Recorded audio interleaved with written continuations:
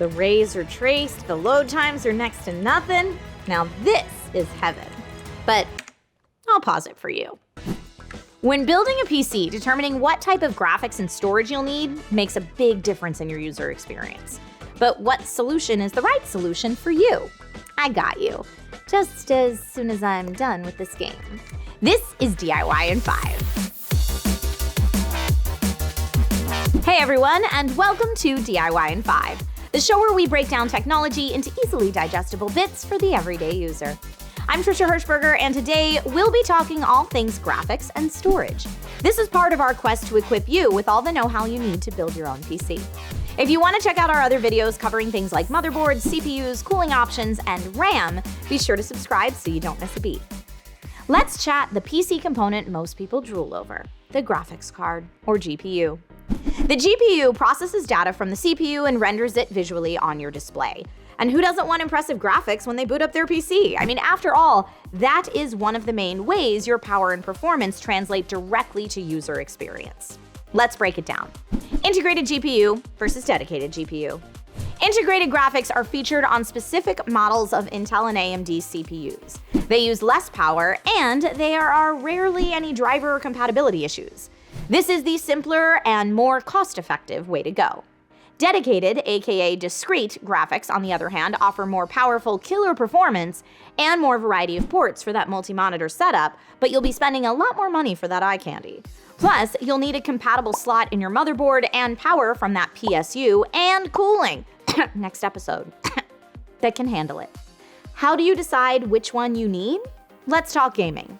Most older and low-demand indie games don't need a dedicated GPU. But if you play more modern AAA games, or you dabble in the worlds of VR, or photo or video editing, or CAD software, or 3D art rendering, then you'll definitely want to set some budget aside for a dedicated graphics card.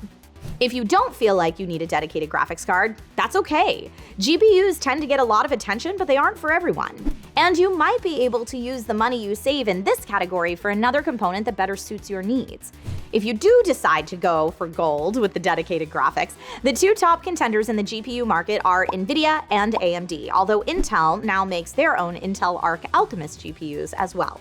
Each brand has its own strengths and weaknesses to any given generation of cards, but in general, you can expect newer GPUs to have features like ray tracing, real-time rendering of how the human eye processes light, reflection, and shadows, G-Sync or FreeSync, tech to minimize screen tearing with compatible monitors, hardware encoding for streamers and creators, and I could go on and on.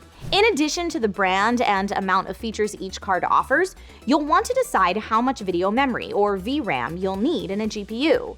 Broadly, the more memory a GPU has, the more details it can process, and resolution plays a big factor here. One last GPU consideration: take into account how much power and what power connector your GPU uses.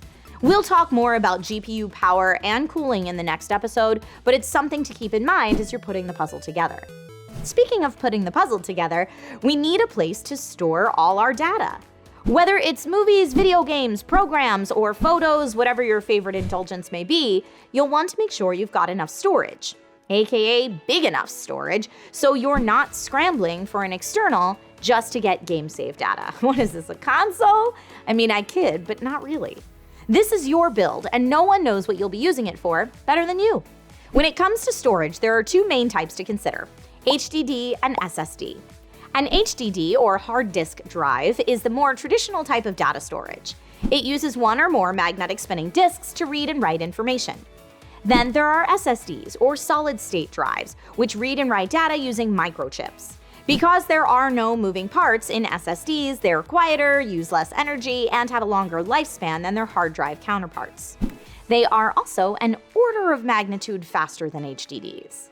If you do decide to go SSD, you'll have to decide on form factor, 2.5-inch versus M.2, and storage protocol, SATA versus NVMe. We've got a detailed video on this channel explaining in more detail, but the broad overview is that M.2 NVMe is designed specifically for SSDs and uses the PCIe bus. So you'll be able to get much faster speeds and less bottlenecks than with a SATA SSD. In terms of form factor, M.2s are super tiny and plug right into your motherboard, assuming it has an M.2 slot, and 2.5-inch drives, while still tiny, connect more like a traditional HDD. So do you go GPU or no GPU? SSD or HDD? We've covered a lot today. If this video helped and you learned some stuff, give it a like and a share. And if you want more details on the specifics of GPU and SSD tech, feel free to check out the videos linked in the description. If you've got a particular storage or GPU tip to share, please leave it in the comments. Next episode, we'll be talking all things power and cooling, and then we are so very, very close. My name's Trisha Hirschberger, and I'll see you next time with more DIY in 5.